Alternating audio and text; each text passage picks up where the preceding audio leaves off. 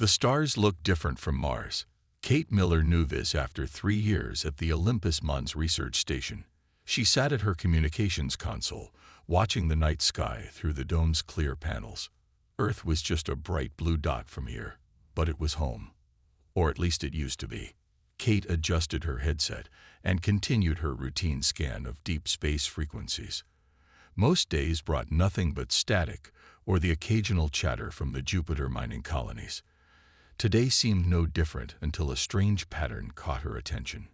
She leaned forward, fingers moving quickly across the touchscreen. "That's odd," she whispered to herself. The signal pulsed in a distinct pattern, too regular to be natural cosmic noise. "You're here late," said a friendly voice behind her. Jack Howard entered the communications lab, carrying 2 steaming cups. He placed one beside Kate. "Thought you might need this." "Listen to this," Kate said, ignoring the coffee. She played the signal through the speakers. A series of pulses filled the room, not random but clearly organized in groups of 3. Jack set his cup down and moved closer. "That's not one of ours." "Definitely not," Kate agreed. "And it's not coming from Earth or any of our outposts. I've triangulated the source." She pulled up a star map on the main screen. "It's coming from somewhere near Taw Ceti." Jack's eyes widened. "That's over 12 light years away." For the next week, Kate and Jack worked around the clock. Other staff became interested, including Dr. Vince Reyes, the station's lead physicist. Together, they analyzed the signal, finding patterns that couldn't be explained by natural phenomena. "It's a message," Dr. Reyes announced one morning. "And I think I know how to decode it." The breakthrough came when they realized the pulses represented mathematical constants, universal concepts that any advanced civilization would recognize. Using these as a key, they began translating the full message. What they found stunned everyone at the station.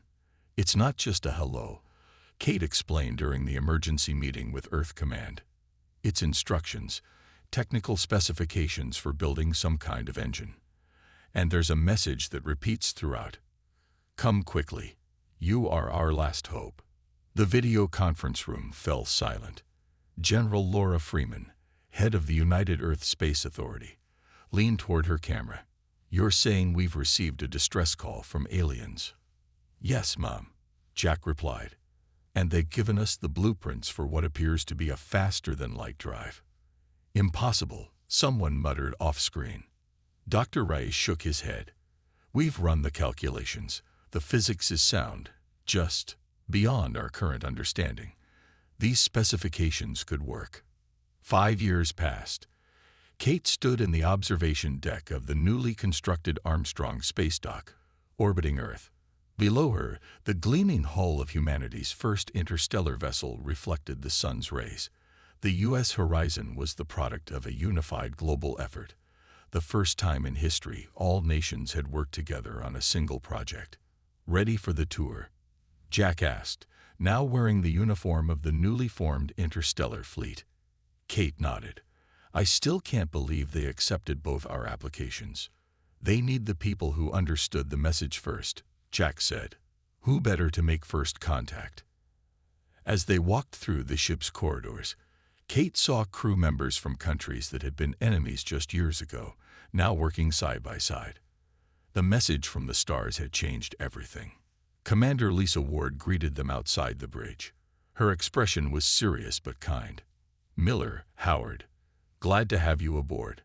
We depart in 36 hours. Any new signals?" Kate asked. Lisa nodded grimly. "Same message, but weaker now. Whatever's happening out there, it's getting worse." Later that night, Kate stood alone at a viewport, watching Earth rotate slowly beneath her. She thought about the mysterious message and what awaited them 12 light years away. Humanity had barely taken its first steps into the solar system, and now they were being called to travel among the stars.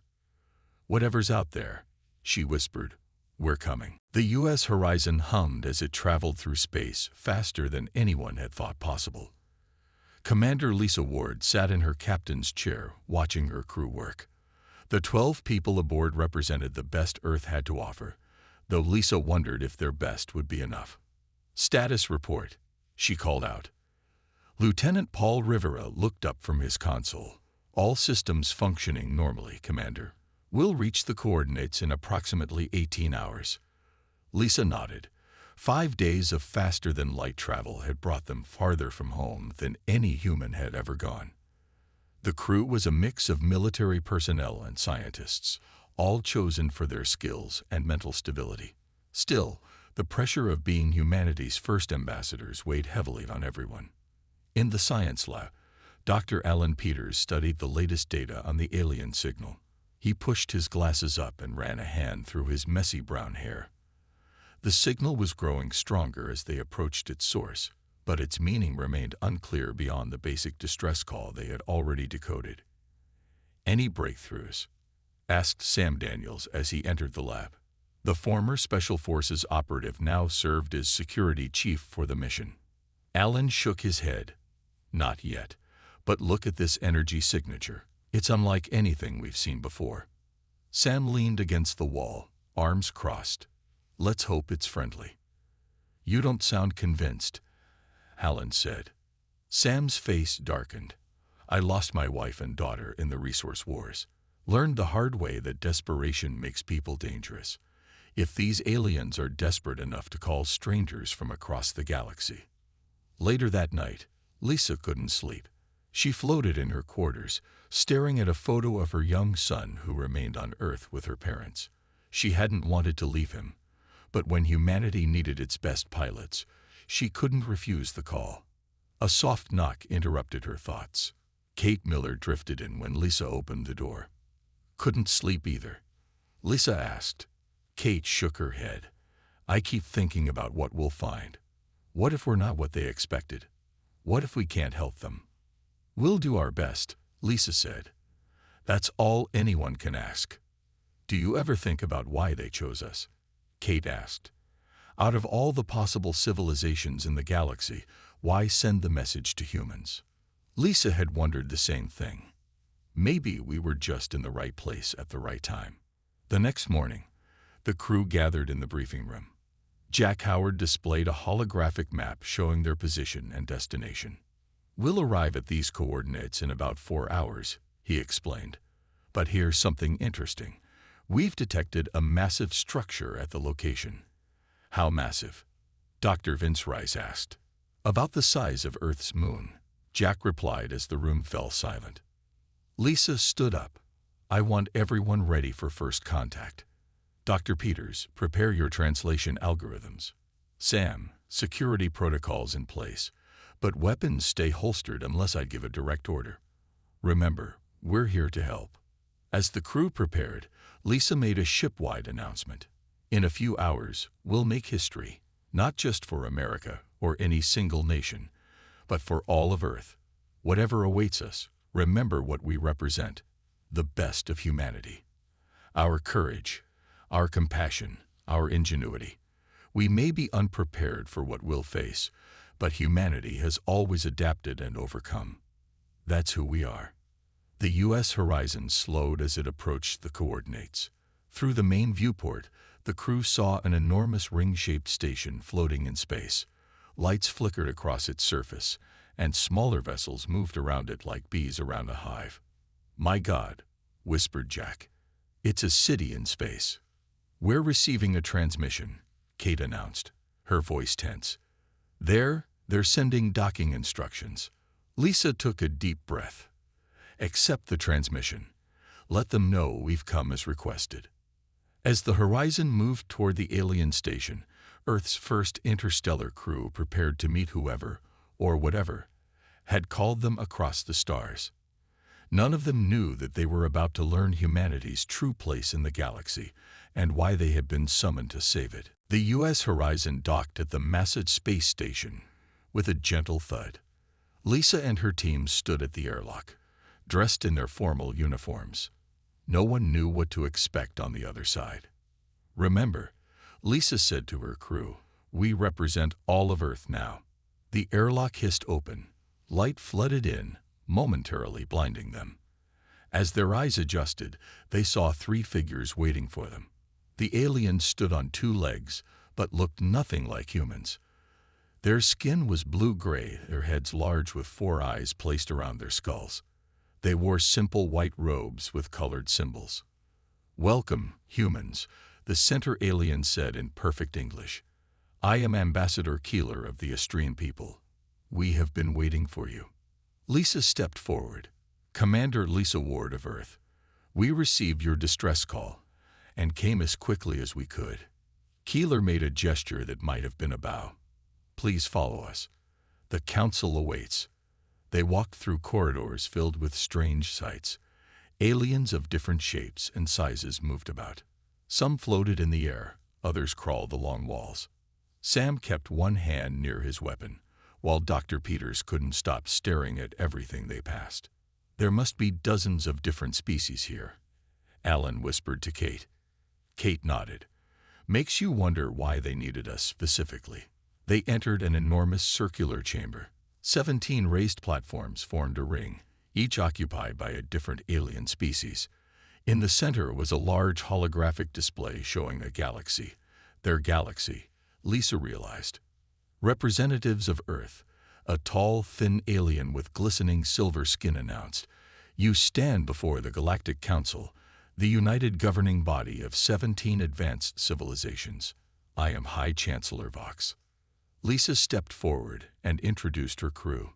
The council members watched with what seemed like a mix of hope and doubt. "You have traveled far," said Vox, "but your journey has only begun. We called you here because our galaxy faces extinction." The hologram zoomed in on the outer edge of the galaxy. Several star systems glowed red, then winked out completely. "These systems have been destroyed," Vox continued. "Billions of lives, entire civilizations, gone. The destroyer comes closer each day." "Who is doing this?" Lisa asked. A bulky, rock-like being spoke, its voice rumbling like an earthquake. "We call them the Void Makers, an ancient race that consumes all in their path. Our weapons cannot harm them. Our shields cannot stop them." "Then why call us?" Sam asked bluntly. "Humanity barely has space travel. We're centuries behind your technology." The council members looked at each other. Finally, Keeler spoke.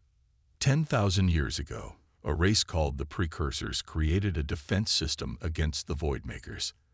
Then they vanished, leaving their technology scattered throughout the galaxy. This technology requires a specific neural pattern to activate, a pattern none of our species possess. Ellen stepped forward. "And humans have this pattern." "Yes," said Vox.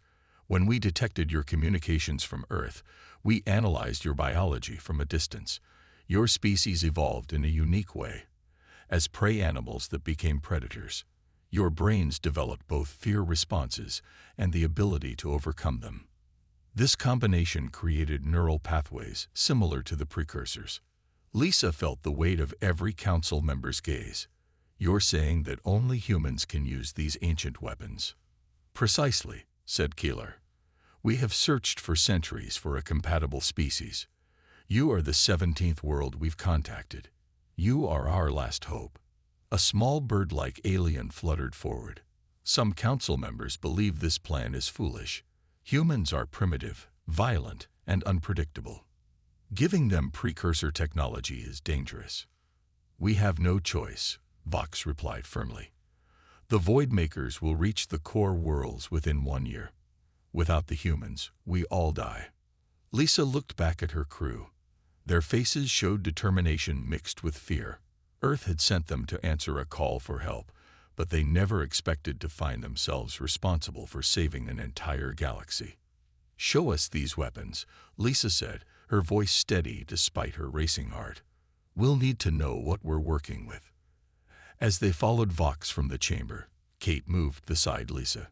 "Do you think we can really do this?" she whispered. Lisa watched the alien representatives around them. 17 advanced civilizations pinning their hopes on humanity. "We have to try," she answered.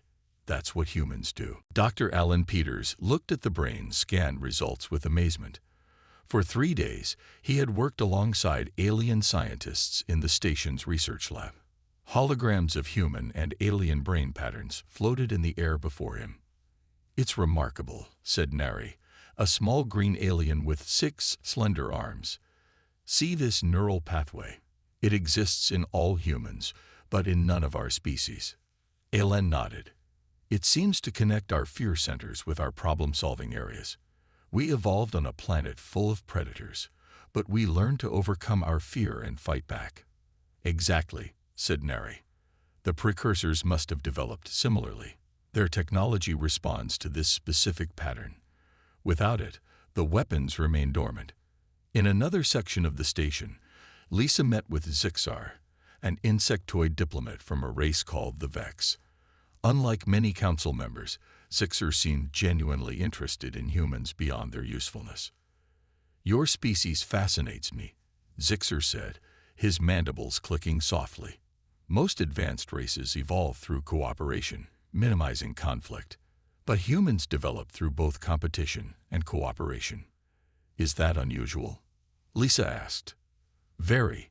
Most species choose one path or the other. This duality makes humans unpredictable, which frightens some council members. But I believe it gives you strength." Lisa smiled.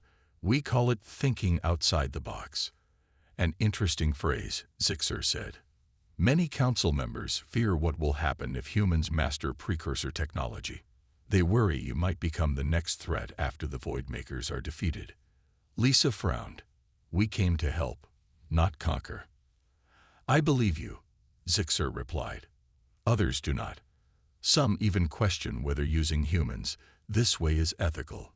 You were not told the full truth before you came." Back in the lab, Sam Daniels watched as Jack Howard connected with the first piece of precursor technology. Jack sat in a chair surrounded by alien devices. A metal headband rested on his forehead. "Are you sure this is safe?" Sam asked Dr. Peters. "The aliens have tested it thoroughly," Alan replied, though he looked worried. Jack volunteered. "His neural patterns are particularly compatible." Jack's eyes were closed, his breathing steady. Suddenly, a holographic display appeared above him, showing complex symbols and diagrams. "It's working," Nari exclaimed. "He's accessing the precursor database." Jack opened his eyes, which now glowed with a faint blue light. "I can see it," he whispered. "The weapons, the ships.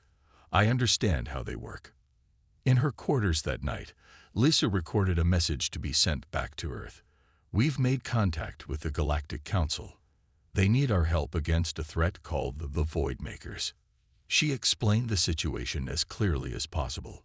"We're requesting volunteers. The Council will provide the technology to build more ships, but we need humans to operate them. It's a dangerous mission, but the fate of countless civilizations depends on us." After sending the message, Lisa found Kate staring out a viewport at the stars. "Thinking about home?" Lisa asked. Kate nodded. "I joined this mission to make first contact, to learn about alien life. I never expected to find ourselves in the middle of a galactic war." "None of us did," Lisa replied. "But now we're here, and we have a chance to make a difference." "Some of the aliens don't trust us," Kate said. "I've seen how they look at us, especially Sam. They're afraid of him. Sam has combat experience. That makes them nervous. It's more than that. The Council has been watching Earth for years. They've seen our wars, our violence. They're desperate enough to ask for our help, but they're afraid of what might happen afterward." Lisa sighed. "Then we'll have to show them humans are more than just warriors." The next day, Alan burst into Lisa's meeting with Zixar. "Commander, we've had a breakthrough. The precursor technology doesn't just respond to human neural patterns, it enhances them. Jack was able to design improvements to the alien shields that could increase their effectiveness by 40%. Zixar's compound eyes widened. "This is unexpected. Humans aren't just compatible with precursor technology, you're innovating with it." For the first time since arriving at the station, Lisa felt real hope. Perhaps humans weren't just the galaxy's last option. they might be exactly what was needed. Their unique blend of fear and courage, competition and cooperation, might be the key to saving everyone. Send word to the council, Lisa told Zixer. Tell them Earth is ready to help. 6 months passed quickly. Earth responded to Lisa's message with overwhelming support.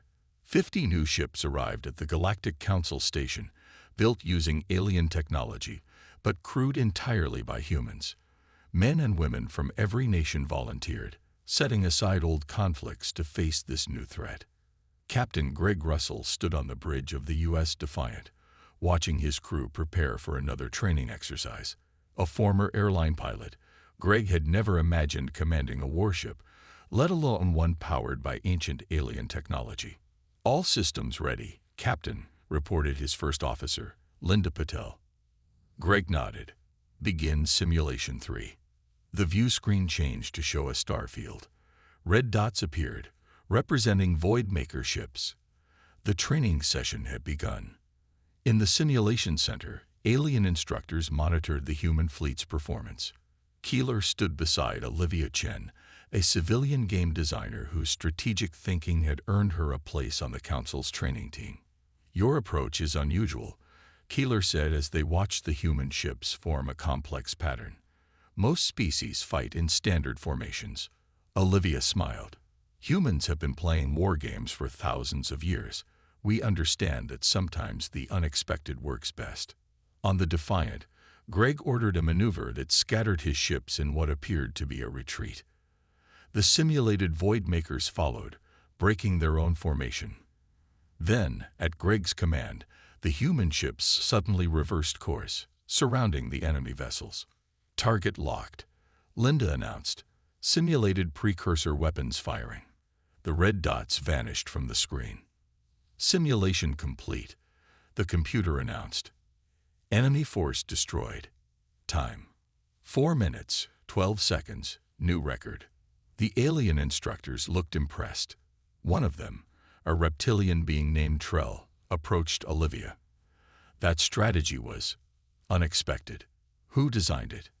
Actually, it's based on an old Earth naval tactic, Olivia explained. It's called divide and conquer. We've been using it for centuries. Meanwhile, Sam Daniels walked through the lower levels of the station, areas where most humans didn't go. His security training made him suspicious of the Council's perfect unity. After weeks of exploring, he had noticed small things that bothered him. Whispered conversations that stopped when he approached, restricted areas that shouldn't exist on a supposedly open station. Today, he followed a tall, hooded figure into an unused maintenance corridor. Staying in the shadows, Sam watched as the figure met with 2 other aliens. They spoke in a language his translator couldn't catch, but their tone seemed urgent, afraid. Sam took a small device from his pocket, a recording tool Dr. Peters had modified to work with alien technology. He pointed it at the group and activated it, capturing their conversation. He would need Alan to translate it later. As Sam turned to leave, his boots scraped against the metal floor. The sound echoed in the quiet corridor. The hooded figures turned, spotting him. Human. One hissed. Stop him. Sam ran, his military training kicking in. He dodged through corridors, using his knowledge of the station's layout to lose his pursuers. Finally safe, he examined the recording device. Whatever those aliens were discussing, they clearly didn't want humans to know about it.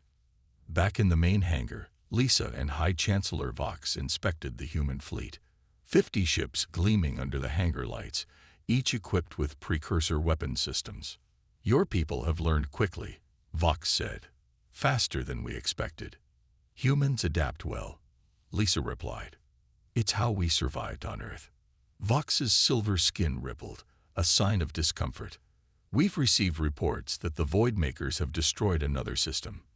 They're moving faster now, as if they sense our preparations.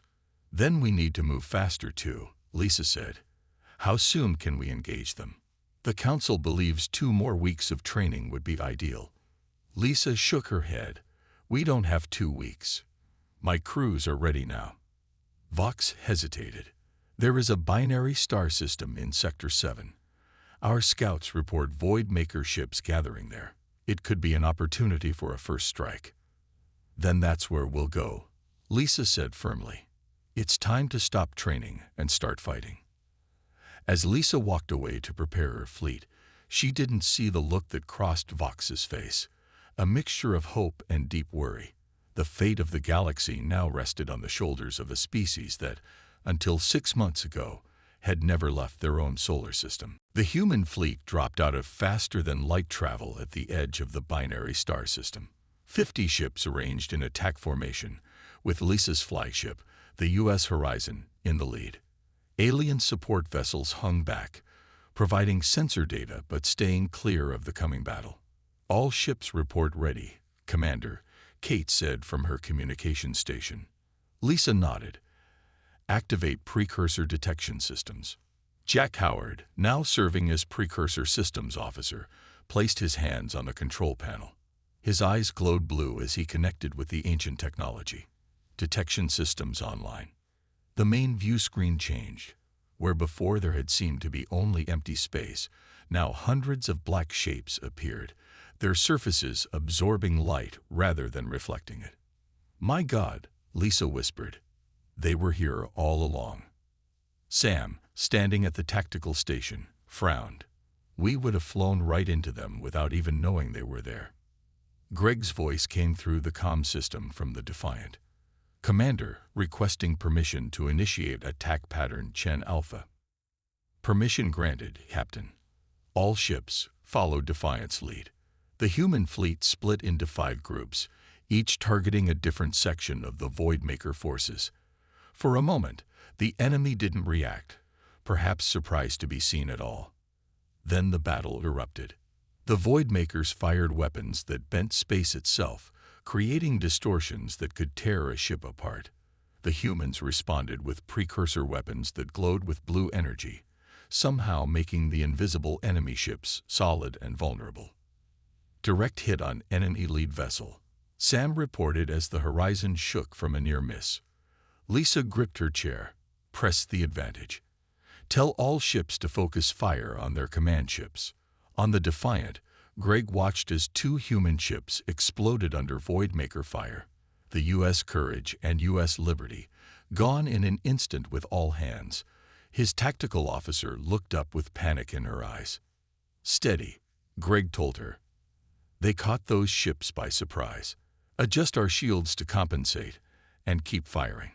Across the battlefield, human ships both suffered and inflicted damage. The precursor weapons worked, cutting through the strange armor of the Voidmakers.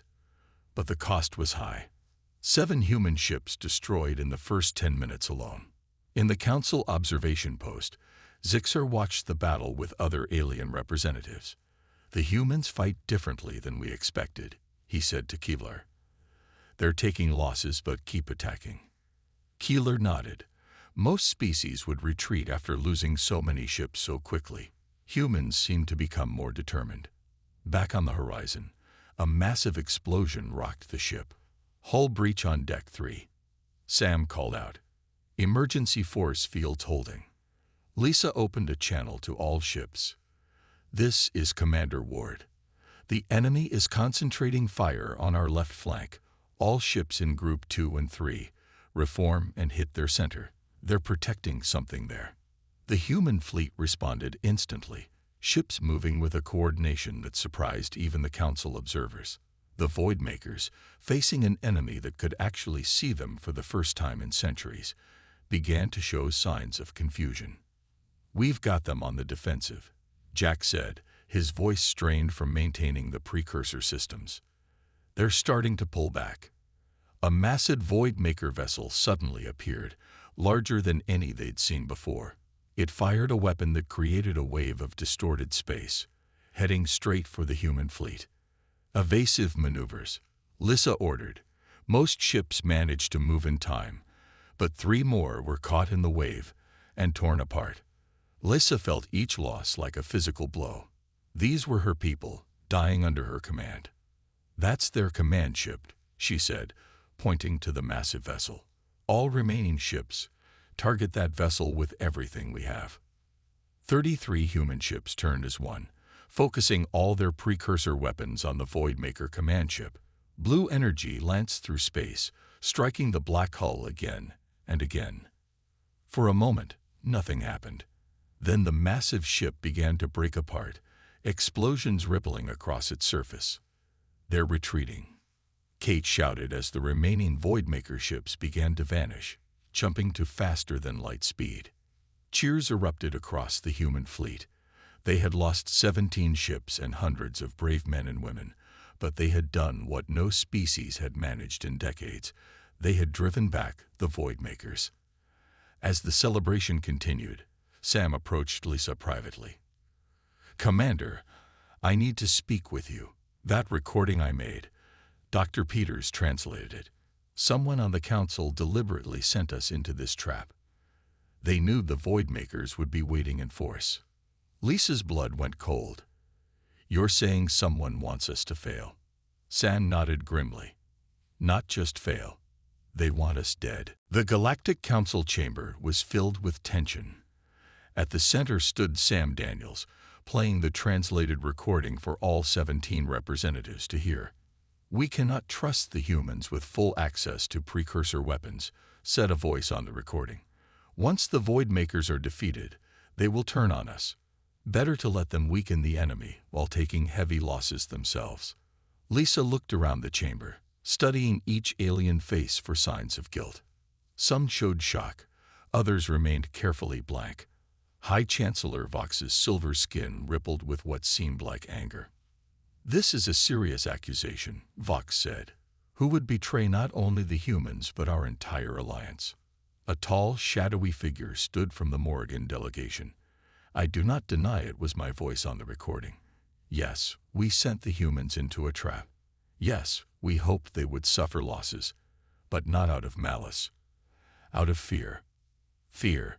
Lisa asked, her voice tight with controlled anger. "Yes, Commander. Fear of what comes after. Our scientists have discovered something disturbing about the precursor technology. The more humans use it, the more it adapts to your neural patterns. Soon, only humans will be able to control these weapons. What happens to the rest of us then?"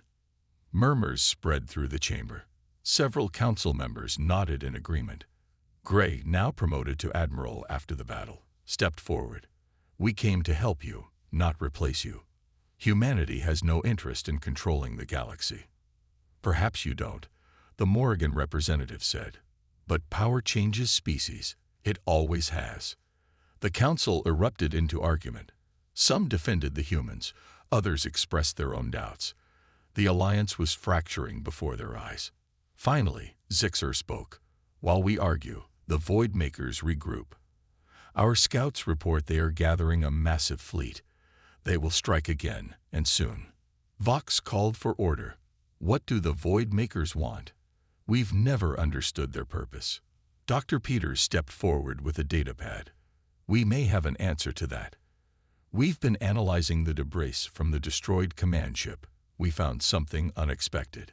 He displayed a hologram showing strange energy readings. "They're not just destroying for the sake of destruction. They're harvesting something from each system they attack." "Harvesting what?" asked Keelar. "Dark energy," Alan explained. "The stuff that makes up most of our universe, but that we barely understand. They're collecting it, and in enormous amounts." While the council debated this new information, Lisa met privately with her senior officers. The human fleet had returned to Earth to repair and recruit new crew members for the ships they had lost. Now they needed a new plan. "We can't keep fighting defensive battles," Greg said. "We need to take the fight to them." Jack, his eyes still faintly glowing from extended contact with precursor technology, nodded. "I've been studying the star maps. I think I know where their main base is located." He displayed a hologram showing the edge of the galaxy. "There's an unusual concentration of dark energy here at these coordinates. If they're harvesting dark energy, this would be their primary target." Lisa studied the map. "It's far beyond Council space, at the very edge of the galaxy. A direct assault would be suicide." Sam pointed out. Even with our entire fleet. Not necessarily, Olivia said. She had joined Lisa's senior staff after her strategies proved valuable in the first battle. What if we use a decoy? Something to draw their main forces away while our fleet attacks their base. Lisa looked thoughtful. What kind of decoy? A single ship, Olivia said quietly, making it look like we've discovered a way to weaponize the precursor technology on a massive scale. They'd have to respond. The room fell silent as everyone realized what this meant. A suicide mission. The Horizon could do it, Lisa said finally. I'll command it myself. Greg shook his head. Lisa, no. You're too valuable. I'll take the mission. The Horizon was the first ship to make contact, Lisa said firmly. The crew knows the risks. And as commander of this mission, I need to see it through. Later that night, Lisa stood alone on the observation deck, looking out at the stars. Zixar found her there. You've volunteered for the decoy mission, he said. It wasn't a question. Lisa nodded. It gives us our best chance. Zixar handed her a small crystal. This contains the complete history of all council species. Our art, our literature, our science. Everything that makes us who we are. Why give this to me? So something of us will survive, even if we fail, Zixar said simply. And because I believe humans are worthy of this knowledge. Lisa took the crystal, feeling its weight in her hand. The weight of 17 civilizations, hopes resting on humanity's shoulders. The Voidmakers weren't the conquerors they had imagined. Their ships were packed with civilians, children, whole families. They weren't an invasion force. They were refugees. Jack, can you access their communications? Lisa asked. Jack's hands moved over the console. I think so. They use a different method of communication, but the precursor technology is adapting. Strange sounds filled the bridge, eventually forming into words they could understand. Must flee. It comes. Darkness beyond the rim. Nowhere left to go. Lisa understood suddenly. They're not the real enemy. They're running from something worse, something beyond the galaxy. She opened a channel to the fleet. Admiral Russell, hold your attack. I repeat, hold your attack. The Voidmakers aren't what we thought. At the base, Greg hesitated. What do you mean? They're refugees, running from something outside our galaxy. They're harvesting dark energy because they need it to keep fleeing. The attack paused as this information spread through the human fleet. Greg looked at Zixar, who had joined him on the Defiant. If this is true, Zixar said, then destroying them solves nothing. Whatever they're fleeing will eventually reach us anyway. Lisa made the hardest decision of her life. Against all orders and expectations, she opened a direct channel to the Voidmaker command ship. We don't have to be enemies, she said, hoping they would understand. We can help each other against what's coming. There was a long silence. Then a response came. Not in words, but in images showing a darkness spreading between galaxies, consuming everything in its path. We need to warn the Council, Greg said. This threat is bigger than any of us.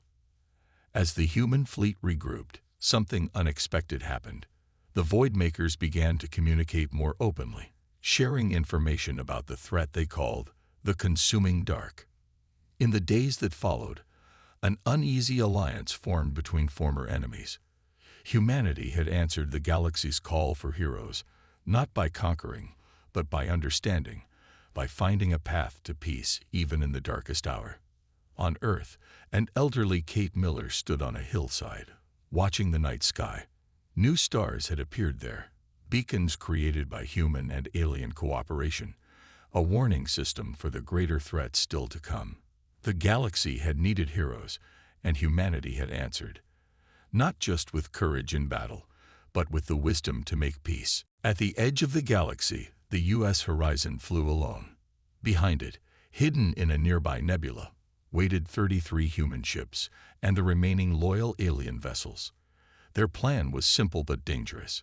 The Horizon would draw the Voidmakers' attention while the main fleet attacked their base. Lisa sat in the command chair, her crew at their stations. Each had volunteered for this mission, despite knowing the odds of survival were slim. Approaching target coordinates, Jack announced. His connection to the precursor technology was stronger than ever, his eyes now permanently glowing blue. "Begin the transmission," Lisa ordered. Kate activated a special beacon they had created. It broadcast a signal that mimicked the energy signature of a massive precursor weapon, a bluff, but one they hoped would draw the Voidmakers away from their base. "Signal active," Kate confirmed. "Now we wait." They didn't wait long. Space distorted around them as Voidmaker ships appeared, more than they had ever seen in one place. The trap had worked too well. "Evasive maneuvers," Lisa shouted as the first attacks came. The Horizon dodged and weaved, taking hits but staying intact. Its mission wasn't to fight, but to lead the Voidmakers away from their base. Meanwhile, the main fleet moved toward the massive structure the aliens had built at the very edge of the galaxy. On the Defiant, Admiral Greg Russell watched the Horizon's sensor feed with growing concern. "They've drawn too many ships. They'll be overwhelmed." "The plan is working," Olivia reminded him. "We need to focus on our part." Greg nodded grimly. "All ships, prepare to attack. Remember, our target is the central processing facility. That's where they're storing the dark energy." The fleet moved into position, using the precursor technology to see the previously invisible base. It was enormous, a ring-shaped structure with energy flowing into its center. "Begin the attack," Greg ordered. Human and alien ships unleashed their weapons on the Voidmaker base. At first, there was little resistance. The plan had worked, drawing most of the defenders away. Back on the Horizon, Lisa realized they couldn't keep running much longer. The ship shuddered from multiple hits, systems failing throughout. "Hull breach on Deck 4, Sam reported. "Weapons at 40%. Lisa made a decision. "Jack, I need full power to the precursor sensors. I want to see inside their ships." Jack nodded, closing his eyes in concentration. The view screen changed, showing not just the exterior of the Voidmaker vessels, but what was inside them. What they saw shocked everyone on the bridge. "They're running," Kate whispered.